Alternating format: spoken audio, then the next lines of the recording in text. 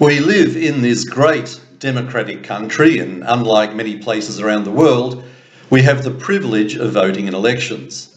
And from an Israel advocacy perspective, whilst we may have reservations about the incoming government, we at least know that they can be voted out in 3 years' time.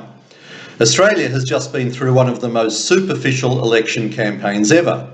No robust political debate, only slogans and the avoidance of detailed discussion on many issues, including the Middle East.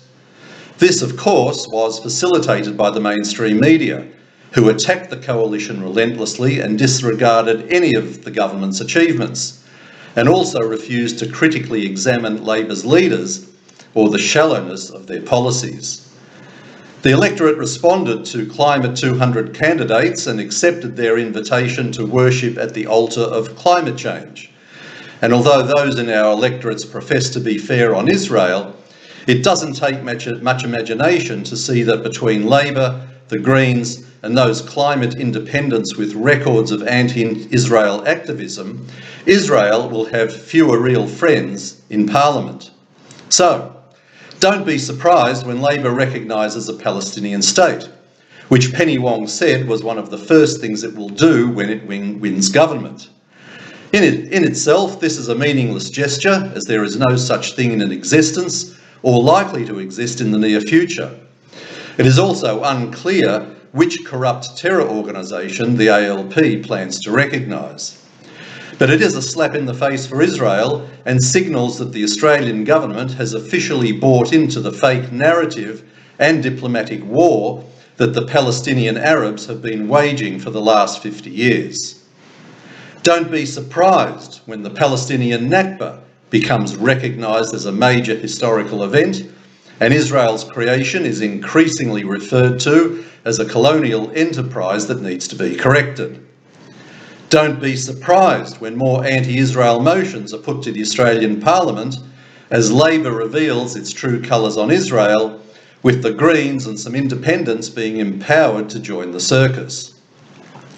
Don't be surprised when anti-Semitism increases, as firstly the neo-Nazis and extreme left take their lead from government hostility to Israel, and then when the government looks the other way on Islamic anti-Semitism as a reward for the Muslim vote. Don't be surprised when the BDS movement gains more traction, as the government attempts to justify that it does have some merits.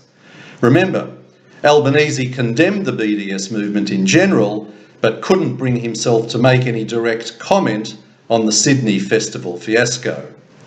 And don't be surprised when Australia votes more often against Israel at the United Nations, which will be far worse than the previous government simply abstaining some of the time.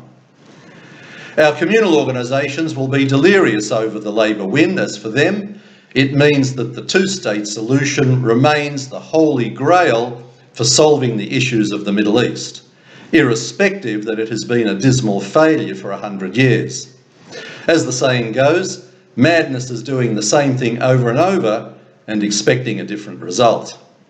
Yes, it is going to be a challenging 3 years for Israel advocacy in this country, and I suspect that the AJA will need to do even more work in calling out bad behaviour by the government, the leftist media and Jewish far left, all of whom want to see Israel cut down to size. We are going to need your support more than ever. This is Alan Freedman for the Australian Jewish Association.